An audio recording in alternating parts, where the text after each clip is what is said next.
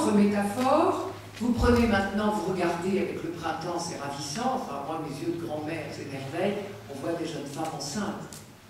Alors la métaphore de l'enfantement, et c'est le même thème. Qui conçoit la peine enfante le malheur, et son ventre mûrit la déception. C'est magnifiquement tourné, mais vous voyez la cruauté du proverbe en lui-même, c'est effrayant.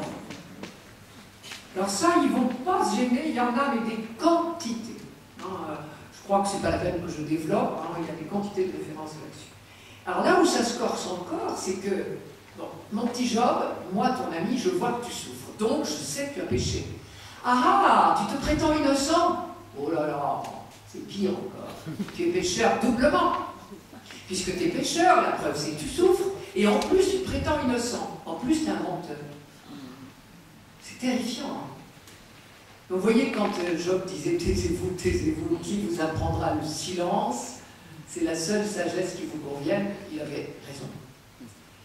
Alors, d'autre part, donc ça c'est le premier niveau de la souffrance envoyée par Dieu en punition des fautes, la souffrance expiatoire.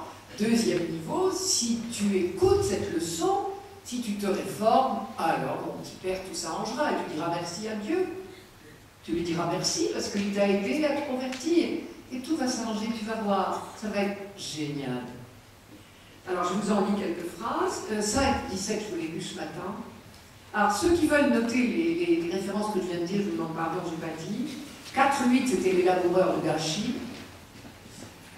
15-35, qui conçoit la peine, enfante le malheur. Mais vous en trouverez des quantités d'autres. Et si vous avez une Bible bien adoptée, elle vous renvoie toujours de l'une sur l'autre. C'est très très bien fait. La Tobe, et il y en a d'autres.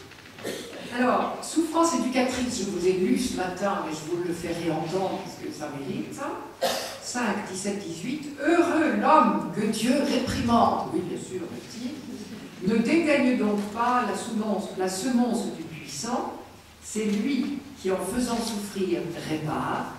Lui dont les mains, en brisant, guérissent. Je vous conseille de dire ça à quelqu'un qui est en plein dans le creux. Mais je peux vous en sortir quelques autres comme ça. C'est une cruauté sans pareil. Mais ça nous est arrivé de le dire, peut-être, ou de l'entendre. Si toi, tu recherches Dieu, si tu supplies le puissant, c'est un copain qui me dit ça, évidemment. Si tu supplies le puissant, si tu es honnête et droit, sous-entendu, enfin, alors il veillera sur toi et il te restaurera dans ta justice. Et tes débuts, sous-entendu malheureux, auront été peu de choses à côté de ton avenir florissant. Pas charmant ces fleurs? Ça c'était Bilda, mais ils disent tous la même chose. Vous ne serez pas déçus du voyage. Toi, cette fois-ci ça va être Sophar, parce que j'ai pris un petit peu chez les trois.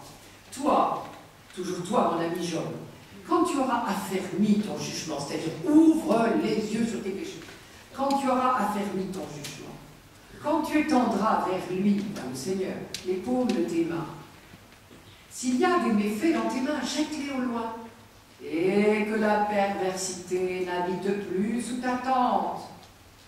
Alors tu lèveras un front sans tache, purifié des scories, tu ne craindras plus. Tu ne penseras plus à ta peine, tu t'en souviendras comme d'une eau écoulée. La vie se lèvera, plus radieuse que midi.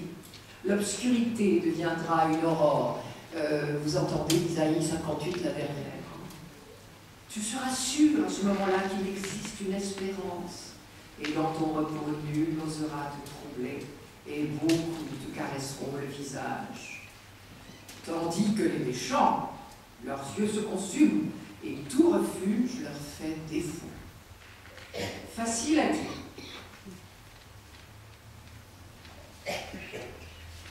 Mais nous ne sommes pas toujours loin de ces discours-là.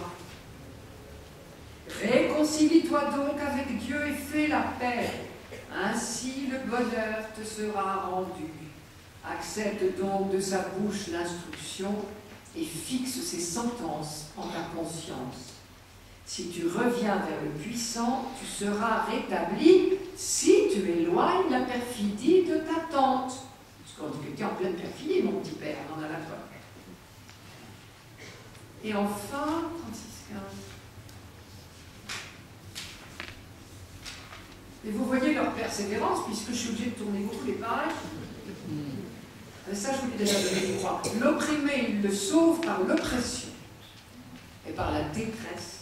Il lui ouvre l'oreille. Ouvrir l'oreille, c'est une expression très très biblique pour dire amener l'homme à écouter Dieu avec son cœur. Bien sûr, ce n'est pas une affaire d'acoustique.